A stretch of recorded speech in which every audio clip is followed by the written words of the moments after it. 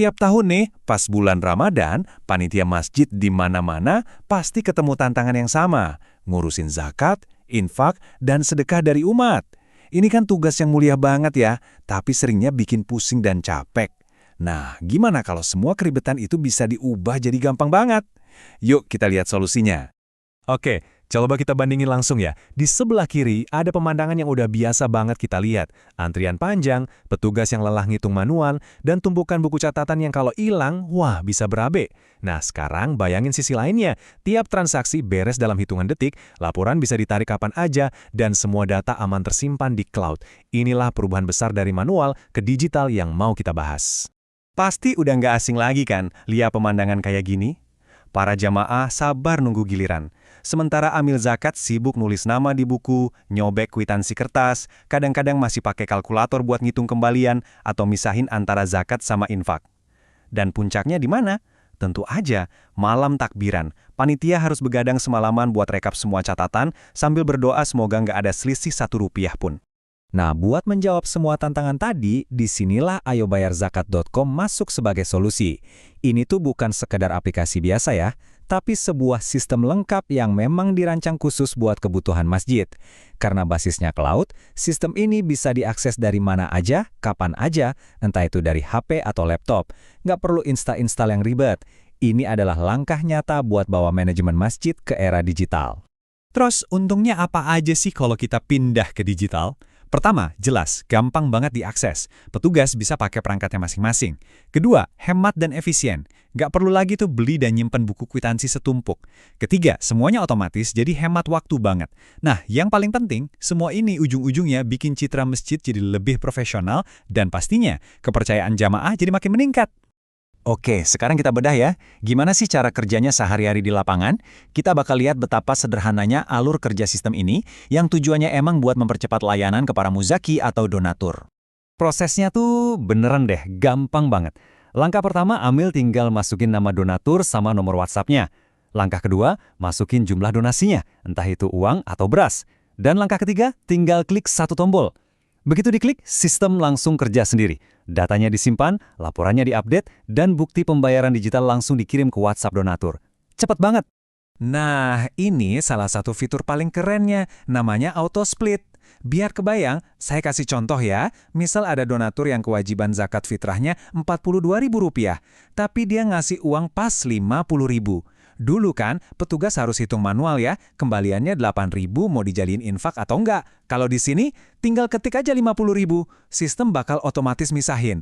Rp42.000 dicatat sebagai zakat fitrah, dan sisanya Rp8.000 langsung masuk sebagai infak. Nggak perlu kalkulator lagi, sama sekali. Terus, kok bisa sih kwitansinya langsung nyampe ke WhatsApp? Nah, ini dia rahasianya. Admin masjid bisa dengan mudah ngatur template pesannya.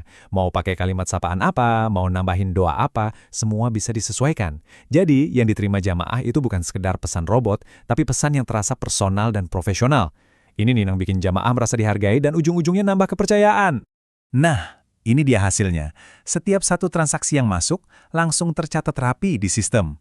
Bisa dilihat ya, ada tanggalnya, nama muzaki, rincian dananya buat apa, metode bayarnya gimana, sampai nama amil yang nerima, dan user yang input datanya siapa.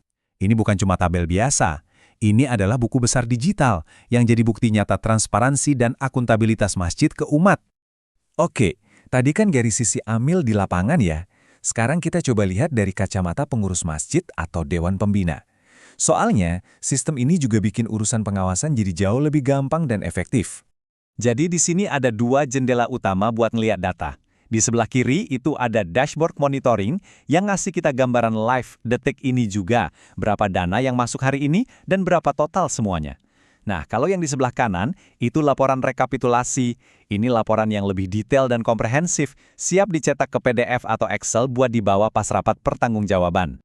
Dan laporannya ini bukan cuma angka gelondongan loh, Anda bisa lihat rinciannya per jenis dana.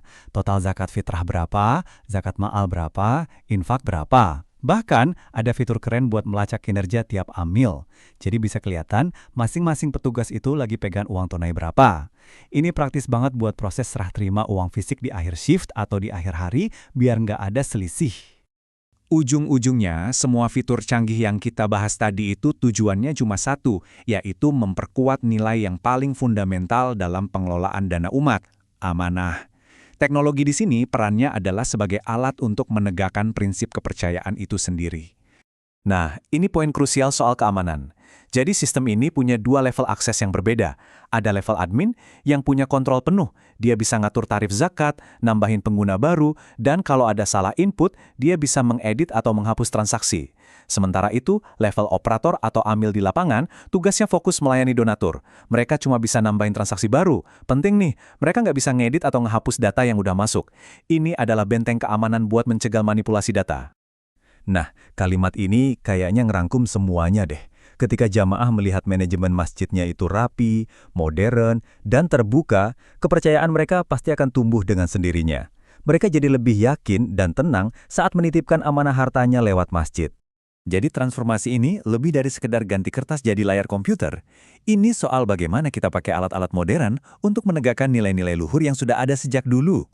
Pertanyaan buat kita semua sekarang adalah, di zaman yang serba digital ini, gimana lagi ya cara kita bisa manfaatin teknologi buat memperkuat dan memperluas jangkauan amanah di komunitas kita masing-masing?